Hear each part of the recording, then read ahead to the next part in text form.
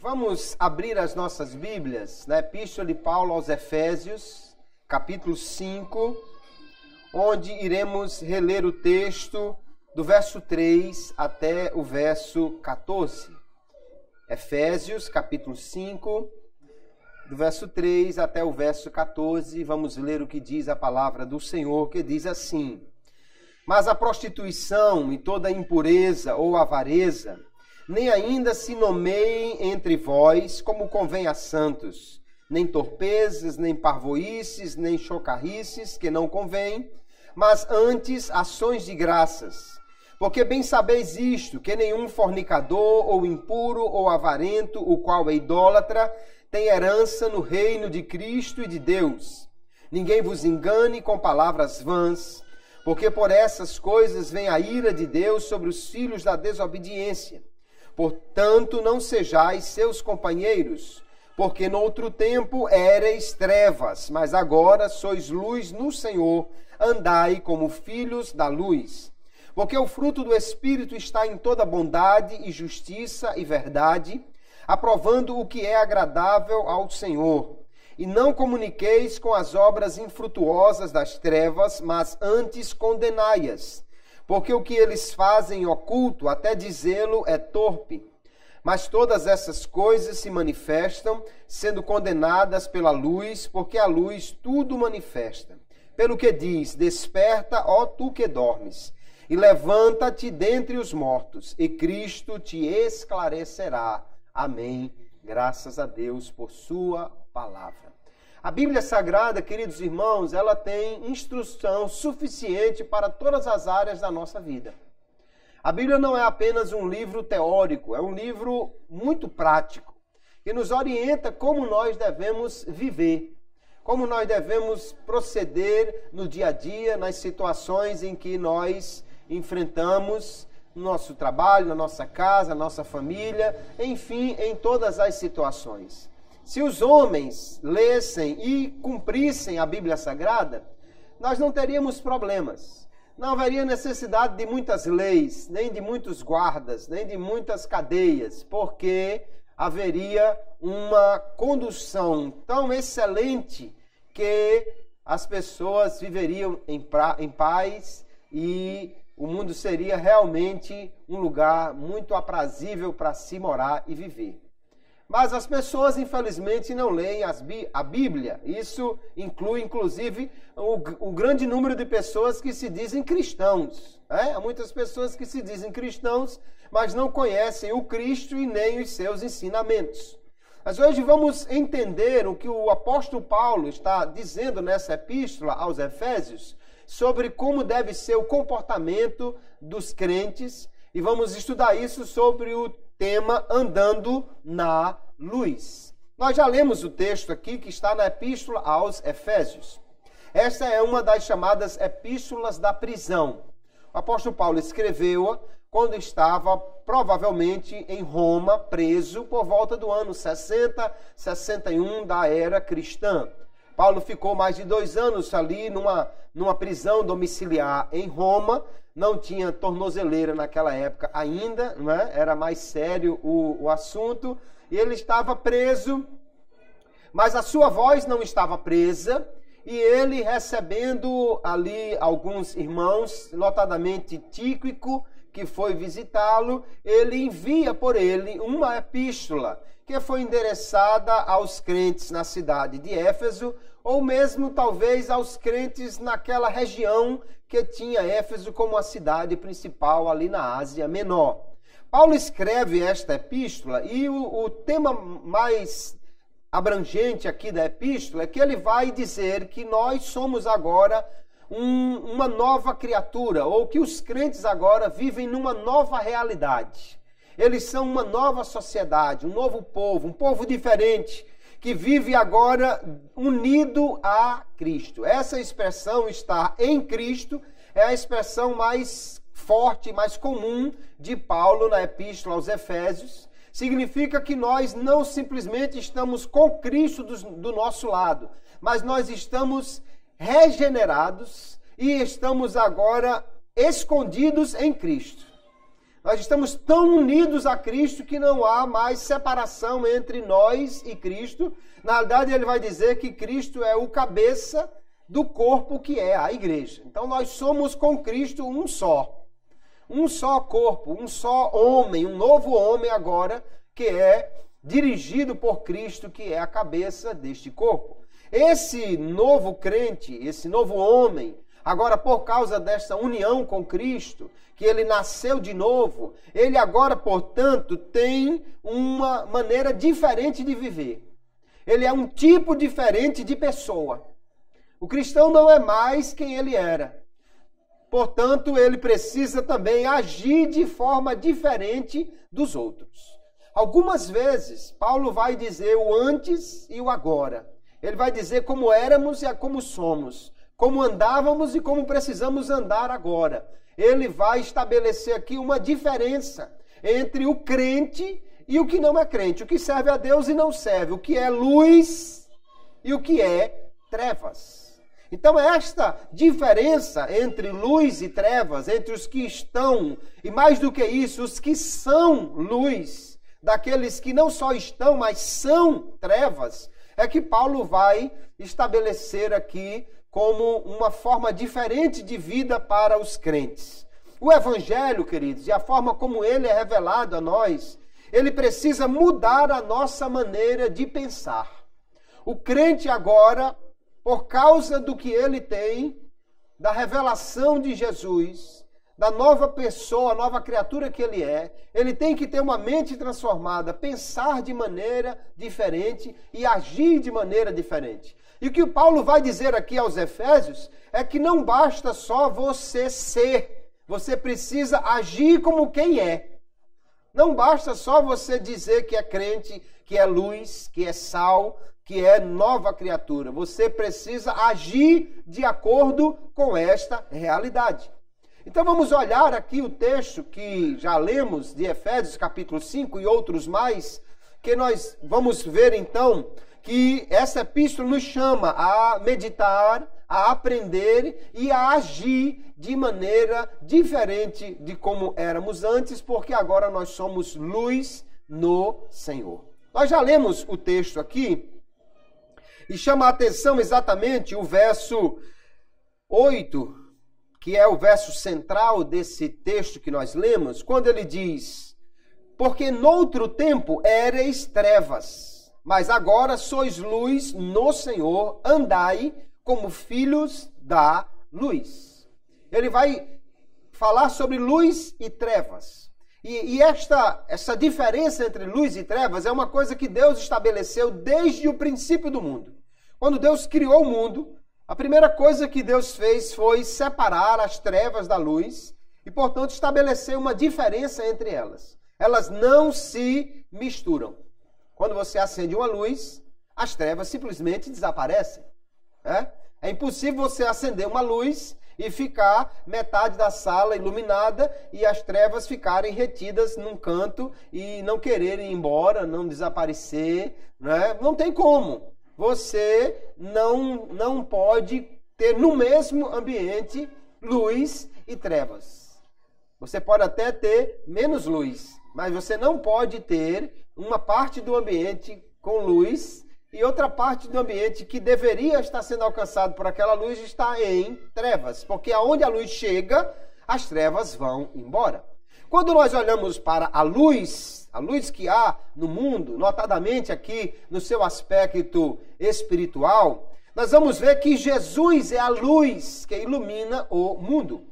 Ele próprio, o Senhor, declarou-se assim, e João, no seu evangelho, quando apresenta ali no prólogo, no capítulo 1, quem é Jesus, ele diz que Jesus é a luz. Veja o texto de João, capítulo 1, verso 4. Nele estava a vida, e a vida era a luz dos homens. No verso 9, ali estava a luz verdadeira que alumia a todo homem que vem ao mundo. Então não há nenhuma luz espiritual senão aquela que vem por meio de Cristo. aquela que vem por Jesus. Ele é a luz que ilumina o mundo. E ele próprio declarou, capítulo 8, verso 12 do mesmo evangelho de João, falou-lhes, pois, Jesus outra vez, dizendo, eu sou a luz do mundo. Quem me segue não andará em trevas, mas terá a luz da vida. Jesus já estava estabelecendo aqui algumas questões muito importantes. Primeiro, ele é a luz. Ele é a fonte da luz espiritual. Depois que aquele que lhe segue, ou seja, aquele que tem fé nele, que é seu discípulo, ele também não andará mais em trevas, mas terá a luz da vida. Então é através da fé, a fé em Jesus, que nós teremos essa iluminação espiritual e sairemos das trevas para a luz. Nós vamos entender que exatamente esse povo que segue Jesus, o povo de Deus, que agora pela fé é unido a Cristo, eles também se tornam o povo da luz, os filhos da luz. Como é que alguém se torna luz? Jesus disse, ainda no capítulo 12, verso 36 do Evangelho de João, enquanto tendes luz, crede na luz. Ele era a luz que estava ali falando a eles, né? Ele diz, crede na luz para que sejais filhos da luz. Outra vez ele está dizendo a mesma verdade, é crendo, é pela fé nele que alguém pode sair das trevas e ir para a luz.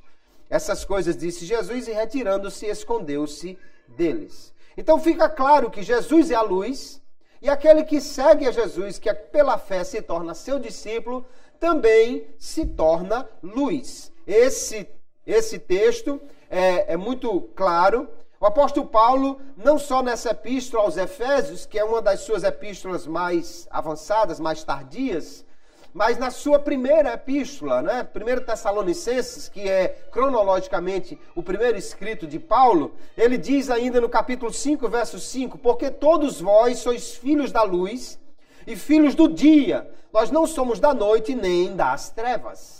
Nós, então, que estamos em Cristo, somos agora luz no Senhor, filhos da luz. Então, o apóstolo Paulo está aqui trazendo aos cristãos uma verdade que eles já conhecem, uma verdade que já está muito clara nas Escrituras, quando ele diz, noutro tempo éreis trevas, mas agora sois luz no Senhor. É interessante que ele diz não simplesmente que antes estávamos nas trevas, mas ele diz que antes éramos trevas. Porque a treva, ou seja, a escuridão, a falta de conhecimento espiritual, a falta de iluminação, a falta de entendimento das coisas de Deus, isso está presente no homem carnal. O homem carnal não está simplesmente sem conhecer a luz, ele está com a mente escurecida, entenebrecida, seus pensamentos, a sua maneira de entender as coisas e a sua comunhão com Deus está de forma tão quebrada que ele está em trevas e é trevas. Agora, quando nós aceitamos a Cristo, nós nos tornamos luz. Não apenas passamos para a luz, nós nos tornamos luz. Ou seja, o nosso entendimento agora foi modificado, iluminado, esclarecido, e aquilo que antes em nós era trevas, ou seja, só refletia a escuridão e o mal, agora nós temos a capacidade de andar com Cristo, de fazer boas obras, de fazer coisas que agradem a Deus, de andar na luz da verdade do Senhor. E ele diz que nós somos luz no Senhor. Se Jesus é a luz do mundo, só tem luz aquele que está nele e enquanto está nele. Se alguém deixar Jesus, volta para as trevas. Se alguém não estiver em Cristo, se afastar dele, sai de novo da luz. Mas enquanto estamos em Cristo, nós somos a luz do mundo. O cristão, portanto, é uma luz no meio das trevas. É interessante a gente lembrar disso, em primeiro lugar, porque Jesus disse que nós éramos luz, disse que devíamos brilhar. E quando a luz brilha, ela automaticamente se destaca das trevas. Se você for lá para o meio do mar, numa noite sem lua, então está tudo escuro, escuro, escuro, escuro demais, não está vendo nada. Mas se alguém a uma certa distância acender uma luz, alguém já localiza que tem uma luz ali. Uma lanterna acesa, um lampião aceso, já vai ser identificado, ainda que seja uma luzinha pequena, distante, mas alguém já vai ver. Tem uma luz ali, porque a luz sempre vai brilhar, sempre destacar-se no meio das trevas. Filipenses capítulo 2, o verso 15, o apóstolo vai dizer: para que vos torneis irrepreensíveis e sinceros, filhos de Deus imaculados no meio de uma geração corrupta e perversa, entre a qual resplandeceis como luminares no mundo.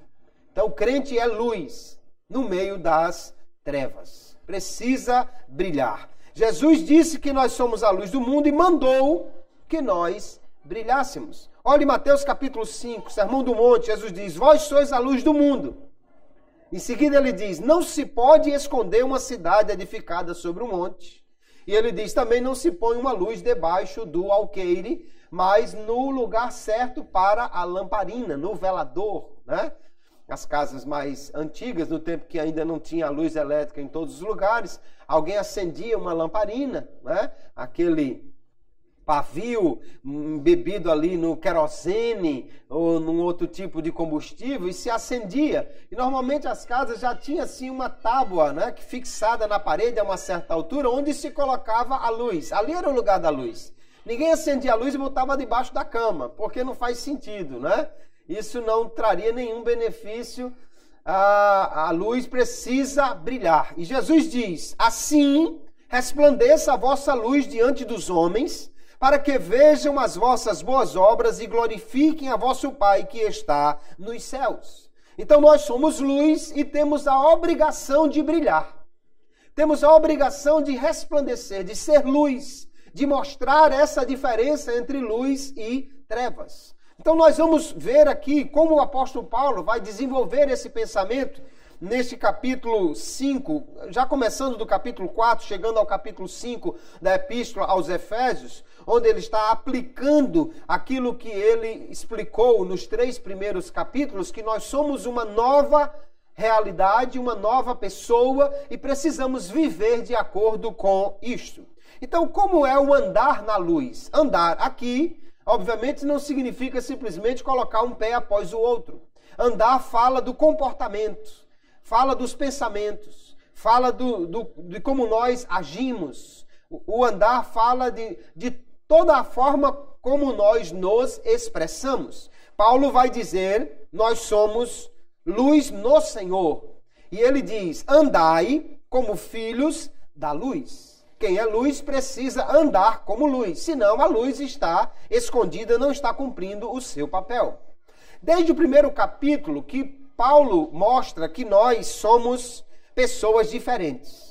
Capítulo 1 de Efésios, ele diz que nós fomos eleitos para sermos santos e irrepreensíveis.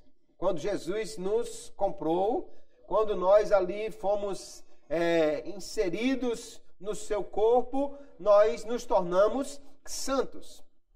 E esse andar nosso agora é como convém aos santos. Assim nós lemos no verso 3, né, que nós devemos agir de forma como convém aos santos. Os santos não andam de qualquer maneira, andam de acordo com a santidade que eles têm, como é digno do chamado que eles têm da parte de Deus. Diversas vezes Paulo vai falar isso na Epístola aos Efésios. Os crentes são santos. São santos primeiro porque foram separados do mundo para Jesus. Eles são santos porque agora eles estão unidos a Cristo. A maior verdade aqui em Efésios, queridos, é que nós não simplesmente conhecemos a Cristo, mas nós nos integramos a Cristo. Há uma comunhão perfeita, assim como um corpo. Quando a gente fala de corpo, precisa lembrar que há uma união orgânica. Um corpo só pode estar unido se o sangue circular em todas aquelas partes. Se tiver uma parte que foi cortada do corpo e não tem mais o sangue circulando, ainda que ela esteja no corpo ainda, mas se o sangue não circular nela, ela vai morrer logo, vai ter um problema seríssimo. Então nós estamos de tal maneira ligados a Cristo que nós pertencemos a Ele. De forma que aquilo que Cristo é, nós somos também. Ele é santo e nós somos também santos. Não bastasse o fato de nós estarmos escondidos ou unidos a Cristo, ainda tem uma outra questão muitíssimo importante aqui, é que nós somos templo do Espírito Santo. Ele habita em nós. E é lógico que se o Espírito Santo habita em nós, então nós somos agora um lugar santo para que ele possa habitar. 1 Coríntios capítulo 6 e o verso 11, olha o que diz o apóstolo Paulo. E é o que alguns têm sido, mas haveis sido lavados, mas haveis sido santificados, mas haveis sido justificados em nome do Senhor Jesus e pelo Espírito do nosso Deus. Então, por causa de Cristo e por causa do Espírito Santo, nós somos realmente lavados, limpos, santificados, feitos novas criaturas. É preciso entender que a vida do crente é uma vida diferente. Que a vida do crente, ele agora não é mais a mesma pessoa. Ele agora é habitação do Espírito Santo. É interessante lembrar que o Espírito Santo, ele não está nos crentes quando eles estão na igreja. Quando você vai para casa, o Espírito Santo ainda continua habitando em você. Tem gente que lembra de ser santo quando está na igreja. Mas quando ele sai da igreja, o Espírito Santo não fica aqui, ele continua habitando no crente. Cristo está unido a nós, ou nós estamos unidos a ele em todo o tempo. Então a vida na igreja não pode ser diferente da vida da igreja.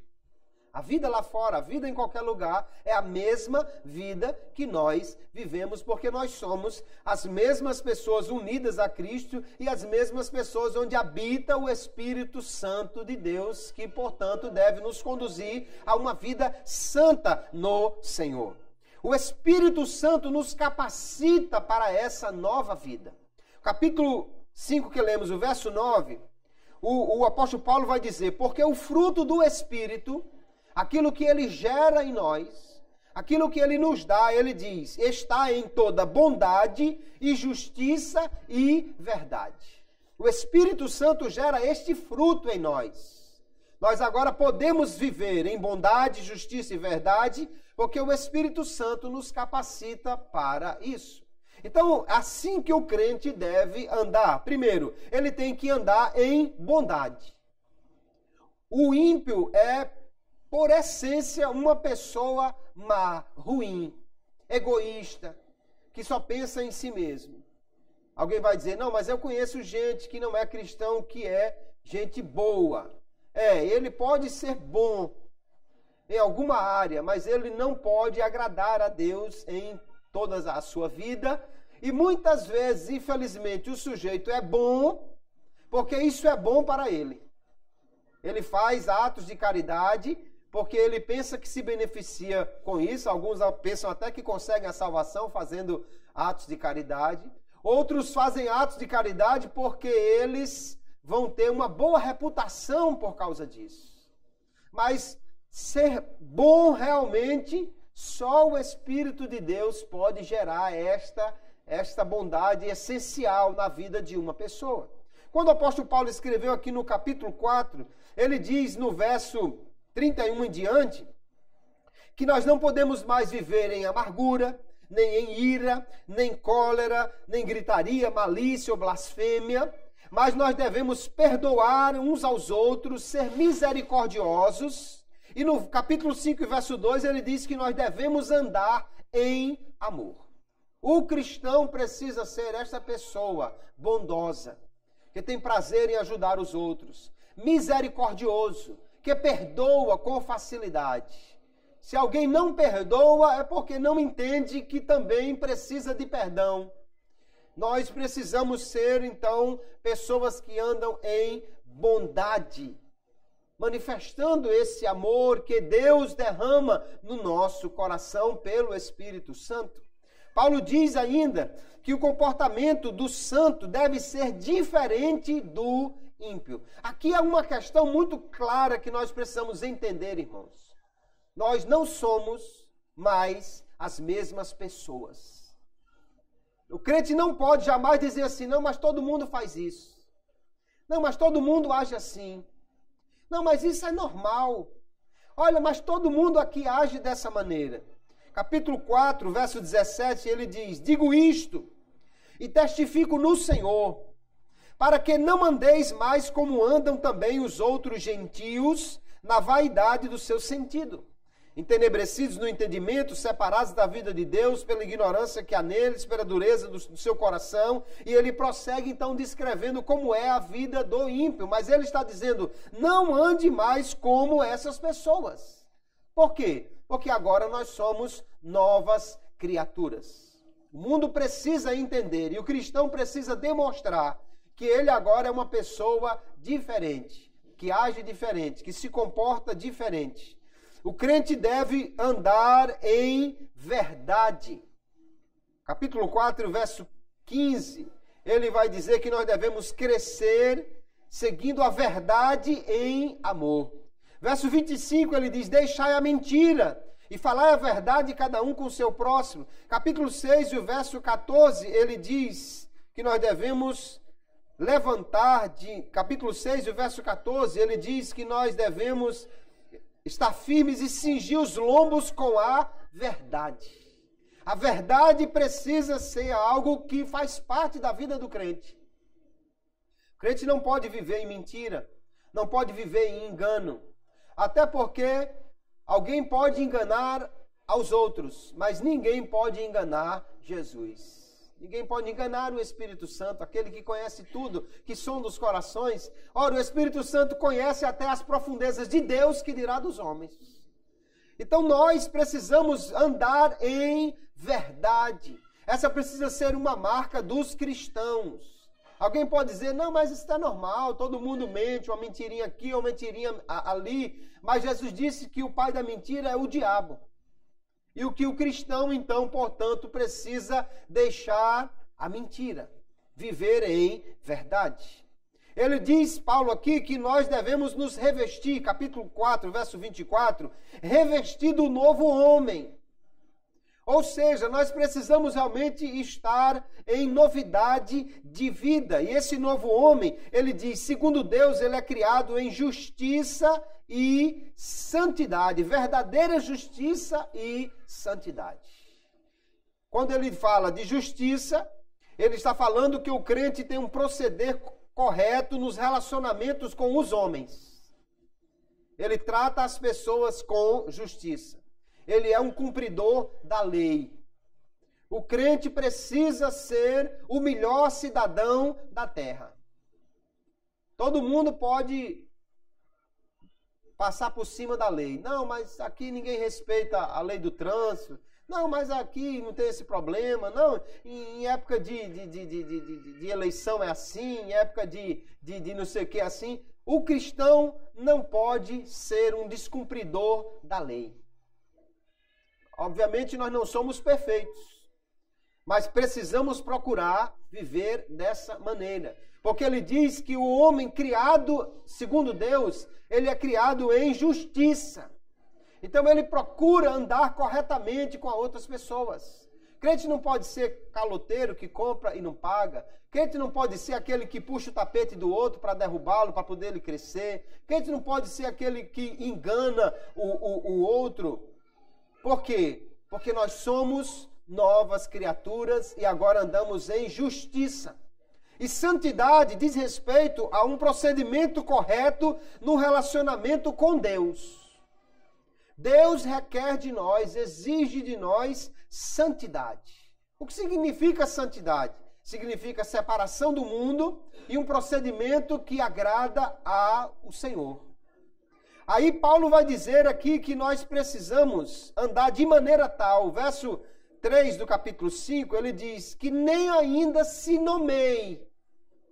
Ele está dizendo assim, ó, nem um sinalzinho, nem um boatozinho de coisa errada esteja entre vocês, porque é isso que convém a santos. Os santos precisam andar em santidade.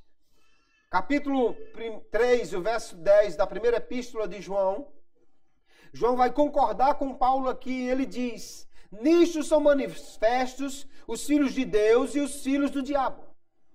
Aqueles que nasceram pela fé em Cristo são filhos de Deus. Aqueles que continuam na impiedade são filhos do diabo, são escravos do inimigo, estão vivendo de acordo com as suas regras. E qual a diferença entre os filhos de Deus e os filhos do diabo? Ele vai dizer: qualquer que não pratica a justiça, não anda corretamente diante dos homens, e não ama a seu irmão, não vive em bondade e em amor, não é de Deus. Então a característica dos ímpios aqui é muito clara. Eles andam de forma ímpia, em impiedade, em injustiça, e não amam as pessoas. Mas o Filho de Deus deve andar em bondade, em justiça, em santidade, porque essa é a marca distintiva dos crentes em Jesus. Paulo está dizendo que o crente deve andar de maneira diferente. Quando chega no capítulo 5, verso 22 em diante, ele vai falar sobre os relacionamentos domésticos, ou os relacionamentos das pessoas na sua vida cotidiana. Ele vai dizer que na família, marido e mulher, pais e filhos, eles devem andar de maneira diferente. Hoje nós vivemos uma época que a família está sendo perturbada demais, que a mídia ensina os filhos a serem rebeldes, que a mídia ensina que pode existir outro tipo de casamento que não um homem com uma mulher, que a mídia quer ensinar que a mulher precisa ter independência e não estar submissa a ninguém, que o marido pode viver de qualquer maneira aí com uma mulher num relacionamento aberto, mas a Bíblia não dá margem para nada disso. A Bíblia diz que o marido deve amar a mulher como Jesus amou a igreja, que a mulher deve estar submissa ao marido no Senhor dentro do casamento, que os filhos devem obedecer e respeitar os seus pais, que os pais devem criar os filhos no Senhor. E depois ele vai falar também sobre o comportamento do cristão no seu local de trabalho. Isso é uma coisa, queridos irmãos, que nós precisamos ter muito clara na nossa mente. Você não é crente apenas na igreja. Nós estamos na igreja algumas poucas horas por semana, mas nós estamos muitas horas por semana no nosso local de trabalho. Mas lá no nosso local de trabalho, nós também somos luz e devemos andar na luz. E é uma coisa importantíssima que o crente precisa entender, é que tudo o que o cristão faz reflete na igreja e reflete em Deus. Ou pelo menos na fama da igreja, na fama de Deus. Se um ímpio comete uma impiedade qualquer lá, ninguém lembra da religião dele. Se no jornal tiverem 10 crimes, se 5 foram cometidos por pessoas que se dizem católicas, se 3 foram cometidos por pessoas que se dizem muçulmanas, islâmicas, se mais um foi cometido por alguém que se diz espírita, o jornal não declarará a religião deles. Diz assim: homem matou outro não sei aonde. Mas se um crente fizer alguma coisa, o jornal vai dizer assim: evangélico mata um não sei aonde. Então a vida do crente reflete na igreja. A vida do crente reflete em Deus. Em Deus no seguinte aspecto, porque quando nós fazemos algo que desagrada a Deus, nós desonramos o seu nome. Paulo diz então que o cristão deve viver no seu local de trabalho, no seu local de estudo, de maneira também que agrade a Deus, de maneira também que seja glória para o nome do Senhor. E é muito importante ver, queridos, que se o cristão não pregar com a sua vida, ele não terá força para pregar com as suas palavras. A força missionária mais poderosa é o viver cristão. Tem cristão que não fala nada, mas quando ele chega no local, alguém diz: ei, suspenda a conversa aí, a piada aí, que o irmão chegou. Pronto. O irmão não disse nada. Não obrigou ninguém a fazer nada. Mas a luz chegou e as trevas dizem: opa, peraí. Para com essa brincadeira aí que o irmão chegou. Ou alguém diz uma coisa, escapulia e diz, irmão, desculpe, eu não vi que o senhor estava aí. Isso é uma força missionária tremenda. O comportamento dos cristãos de maneira santa no seu local de trabalho, no seu local de convivência. A Bíblia nos dá amplo testemunho, queridos, que nós precisamos ser luz aonde nós estamos. E lá no local de trabalho precisamos dar bom testemunho. Eu quero citar apenas aqui, Tito capítulo 2, versos 9 e 10. O apóstolo Paulo diz, exorta os servos, os trabalhadores, a que se sujeitem aos seus senhores, a seus patrões, e em tudo agradem, não contradizendo, não defraudando, antes mostrando toda a boa lealdade. Então ele diz que o cristão no seu local de trabalho deve ser aquela pessoa que procura agradar o seu patrão, que procura não contradizer, ou seja, não ser aquela pessoa do contra, aquela pessoa que fica sempre dizendo uma palavra contrária, não defraudando, não rouba nada da empresa, não rouba o próprio tempo, não tira nada daquilo que não lhe é de direito, mas mostra boa lealdade, alguém leal, confiável, que o sujeito pode sair, ir embora, deixar a chave da empresa na mão dele e sabe que está tudo bem guardado. E por que o cristão deve ser assim? Paulo explica, para que em tudo sejam o ornamento da doutrina de Deus, nosso Salvador. Os cristãos devem ser ilustrações vivas da doutrina de Deus.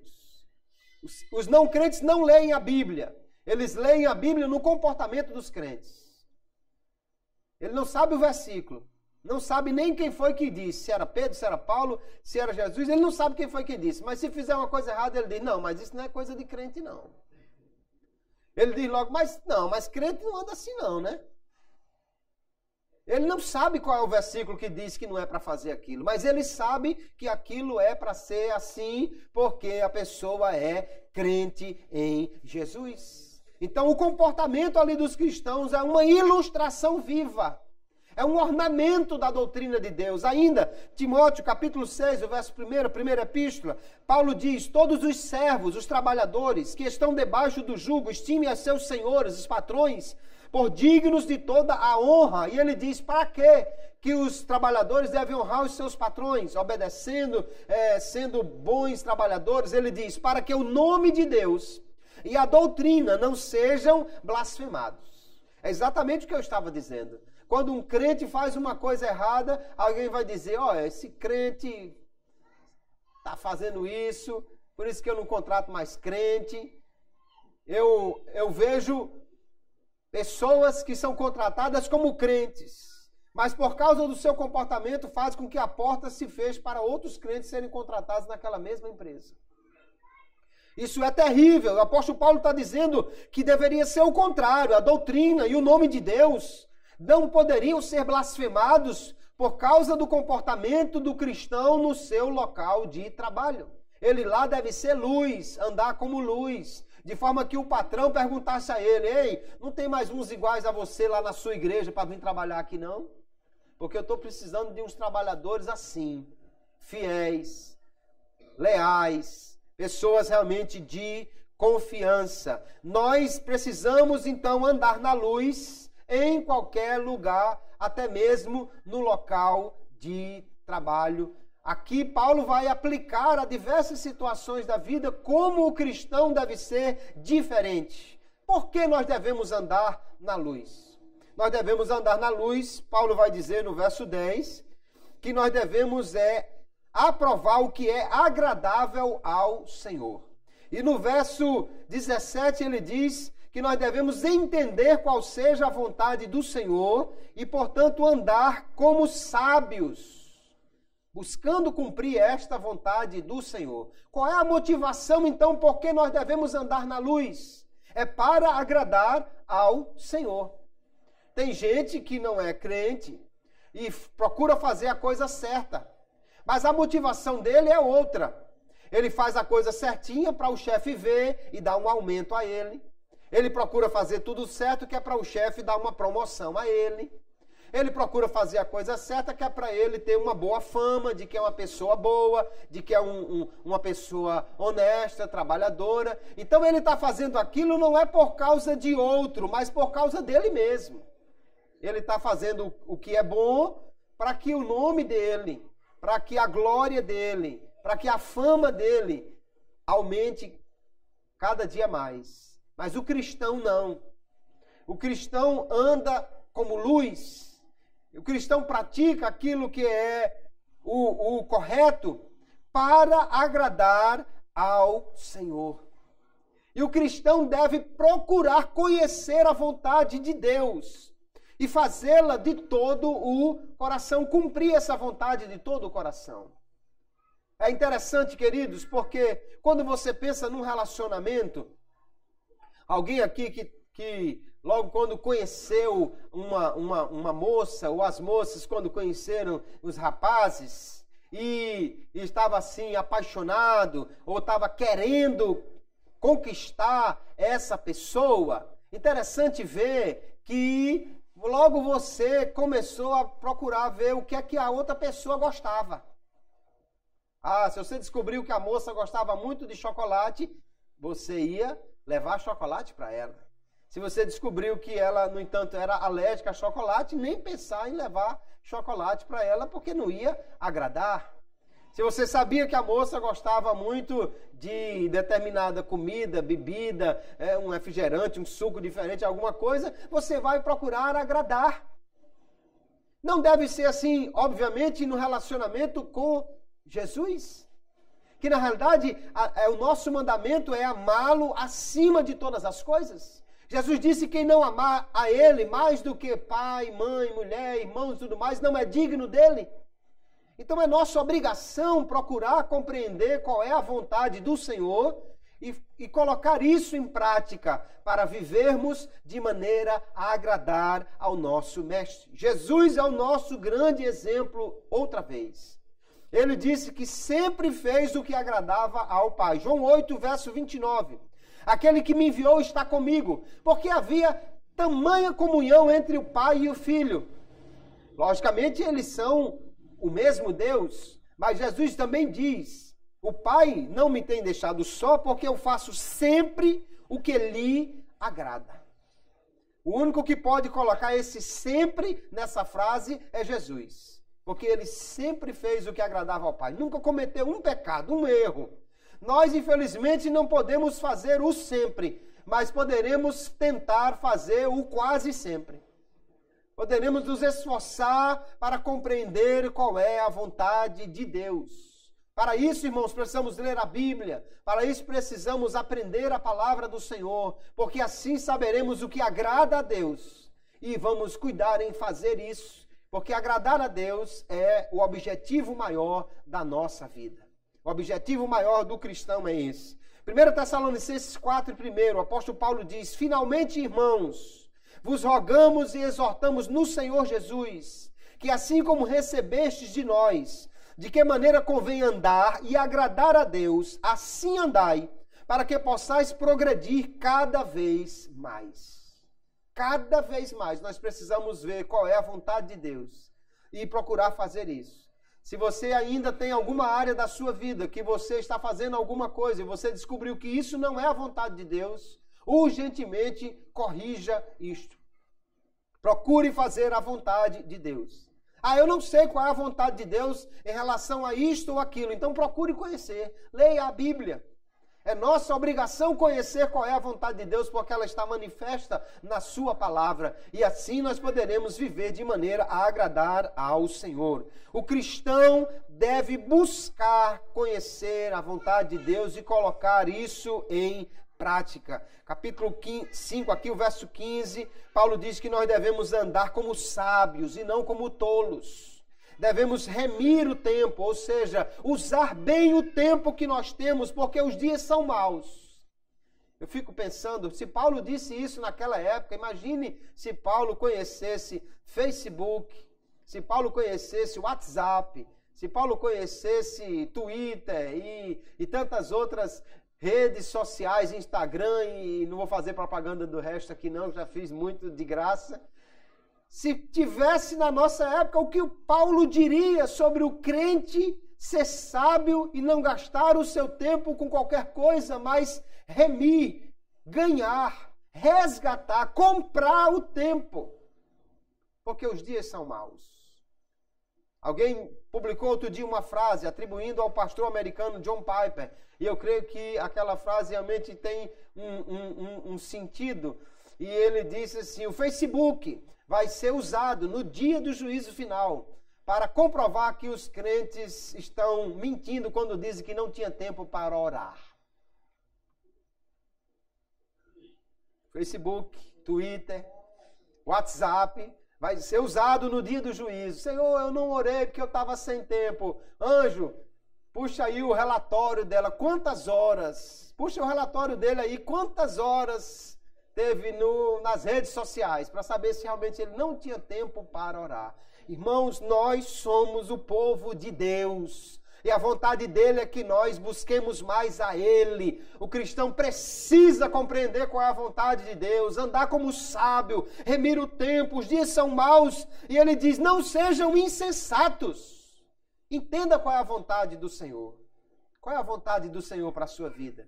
Que você gaste tempo em qualquer coisa ou que você gaste tempo com Ele, nos pés dEle, em conversa com Ele. Então vamos fazer aquilo que é a vontade do Senhor. E ainda Paulo diz que nós devemos encher-nos do Espírito Santo.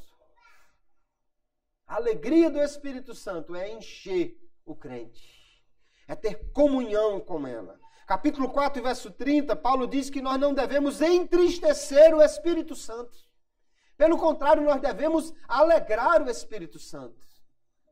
Como é que você alegra uma pessoa no que diz respeito ao relacionamento? Quando você tem tempo para ela, você alegra essa pessoa. Quando você não tem tempo, você entristece essa pessoa. Se você chegar num posto de combustível e o bombista, o camarada que está lhe atendendo, chegar e perguntar quanto vai colocar quanto de combustível. Se você quiser ver ele com a cara trancada, você diga assim, bota R$5. Ele vai atender porque é o jeito, né? Mas, agora se você quiser vê-lo abrir aquele sorriso 15 para as 3, você diga assim, encha. Pode encher até topar. Aí o camarada sai satisfeito. Imagine o Espírito Santo de Deus, quanto ele se alegra quando nós dizemos encha-nos Espírito Santo. Encha até transbordar Espírito Santo. Quando nós gastamos tempo com Ele, com a palavra, na oração, quando nós nos aproximamos mais dEle. É esse o caminho que o Paulo nos aponta, queridos, para sermos verdadeira luz e andarmos na luz. Encha-se do Espírito Santo e procure usar o seu tempo e a sua vida para agradar a Deus e fazer a sua vontade. Esse é o grande objetivo da vida do crente. Nós devemos viver de forma moralmente diferente do mundo, praticando ações que passem nesse teste de aceitabilidade ao Senhor.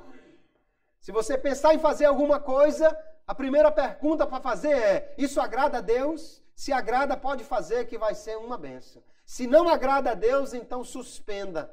Porque nós precisamos andar de maneira a agradar ao Senhor, a viver como filhos de Deus, como luz no Senhor. Essa é a grande verdade acerca dos crentes. Nós somos luz, mas vivemos em meio às trevas. O cristão, então, precisa se destacar, precisa se diferenciar. Porque a luz sempre se destaca no meio das trevas. E o que o apóstolo Paulo vai dizer no verso 11, o que ele já disse também no verso 7 aqui, que nós não podemos concordar com as obras das trevas. Verso 7 ele disse, não sejais seus companheiros. Verso 11 ele diz, não comuniqueis ou não tenha comunhão com as obras das trevas. Então o crente não pode andar da mesma maneira. Pelo contrário, ele diz que nós devemos condenar, reprovar. A primeira forma como nós reprovamos as trevas é andando de forma diferente.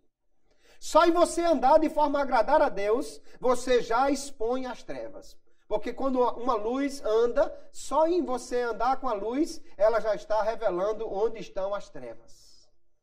Você está numa estrada, Se tiver tudo escuro, você não sabe onde tem buraco, onde tem jumento, onde tem problema. Mas se você acender os faróis do carro, você já vai descobrir onde estão os problemas. O crente precisa andar de uma maneira tal que seja diferente. Que as pessoas digam, não, esse aí não faz isso não. Mas por quê? Porque ele é crente. Ah, não conte com o irmão para essa maracutaia, para essa fraude, para esse esquema aí. Mas por quê? Porque ele é crente. Ah, não, nem vá atrás do irmão que ele não vai aceitar esse negócio, essa nota fria, esse recibo mal feito, esse negócio aí, nem vá. Por quê? Porque ele é crente. Os cristãos precisam ser conhecidos por isso, amados irmãos. Não podemos nem comunicar, nem aprovar as obras das trevas. Ainda João capítulo 3, o verso 20, o apóstolo está falando sobre luz e trevas. Ele diz, porque todo aquele que faz o mal aborrece a luz, e não vem para a luz para que as suas obras não sejam reprovadas. A luz sempre vai incomodar as trevas. Se você é um cristão muito popular, se todo mundo aplaude tudo que você faz, todo mundo concorda com tudo que você diz, todo mundo está de acordo com tudo que você está fazendo, é preciso rever isso. Porque nós vivemos de maneira tal que precisa incomodar as trevas. Alguém precisa dizer, não, eu não gosto muito desse camarada porque tudo dele é certinho, não dá certo comigo. Alguém precisa dizer, nem tente comprar o voto do irmão porque ele é crente e ele não faz isso. Alguém precisa dizer, nem envolva o irmão nesse esquema porque ele não anda dessa maneira. O cristão precisa ainda ativamente reprovar as obras das trevas. Não somente passivamente, sendo luz, mas até Paulo diz, antes, verso 11, condenai-as. Porque as coisas se manifestam, verso 13, sendo condenadas pela luz.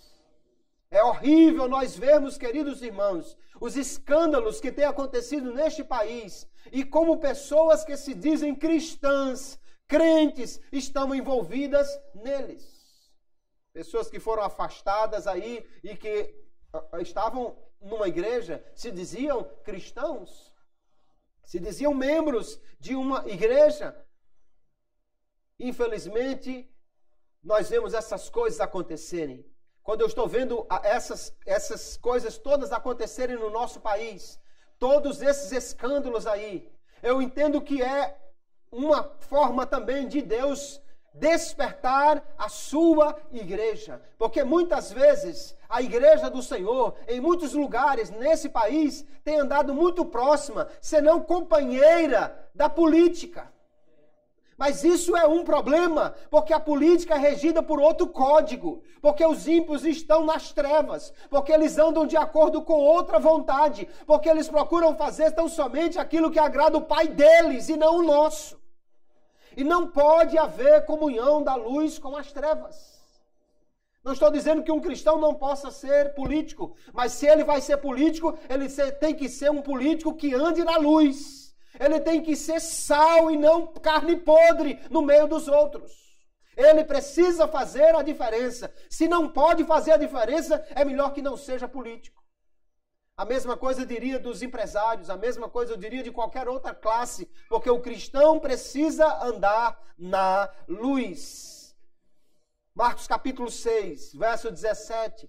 Nós vemos João Batista. Não só ele era aquela pessoa que andava correto.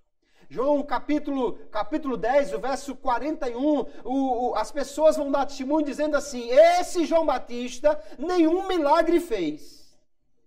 Ele não era conhecido porque era um crente de fogo, porque botava a mão na cabeça e o camarada caía, porque curava não sei quantos. Não, João Batista não era conhecido por essa característica. Mas as pessoas dão testemunho lá no capítulo 10 dizendo, mas tudo quanto ele disse era verdade.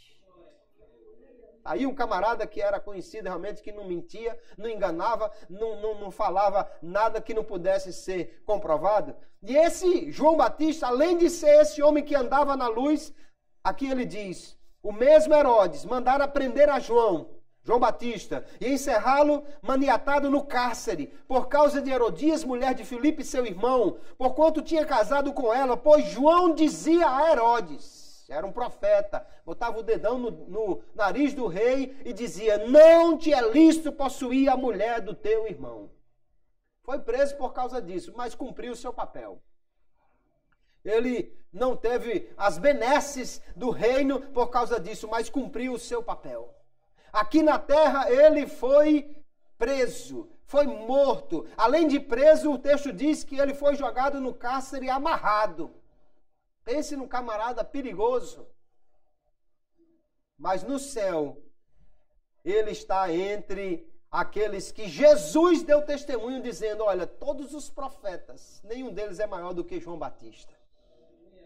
Então eu preciso entender isso e saber de quem eu quero o elogio. Se eu quero o elogio dos homens ou se eu quero o elogio do céu. Se eu quero que os homens me aplaudam ou se eu quero que os céus me aplaudam. Eu preciso, então, ou ser luz que denuncia as trevas e que não tem comunhão com elas, ou então ser trevas como os homens são e ser aplaudido por eles. A luz tem que brilhar em meio às trevas. Sabe qual é o problema? É que Paulo está dizendo, às pessoas que estão mortas e às pessoas que não estão mortas, estão vivas, mas estão dormindo no meio dos mortos.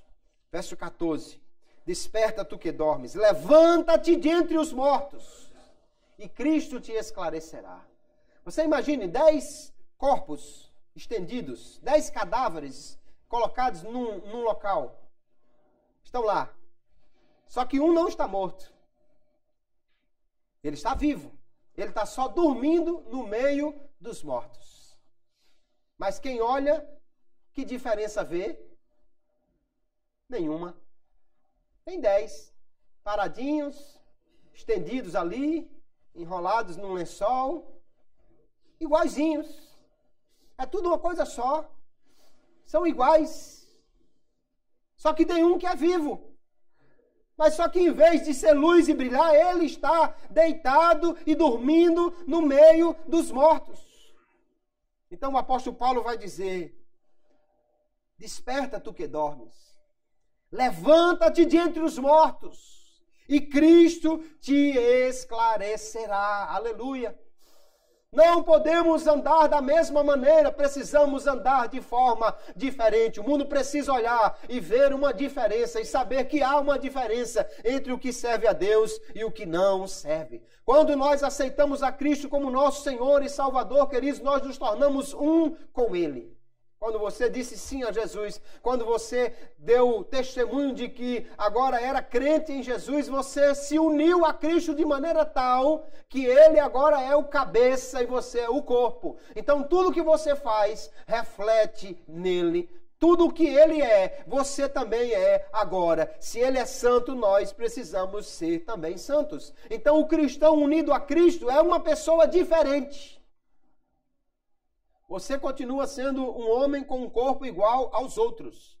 Mas o seu espírito, a sua alma, a sua vida, quem você é, como você age, agora é diferente porque você é uma nova pessoa em Cristo Jesus e agora deve viver na luz e não nas trevas. O cristão, então, deve ter um comportamento diferente daquele que é vivido pelos ímpios. Nós temos aqui no Brasil a história do jeitinho brasileiro. Mas se existe um jeitinho brasileiro, e essa é a maneira de todo mundo agir, então os crentes não podem ser brasileiros. Eles têm que ser crentes. Ah, não, aqui todo mundo cola, porque diz o ditado, quem não cola não sai da escola. Então é melhor nem entrar nela se é para não ser crente e dar mau testemunho. Ah, não, aqui tem que enganar, porque o vendedor que não enrola, não vende, não tem como vender ao cliente. Então é melhor que não seja vendedor.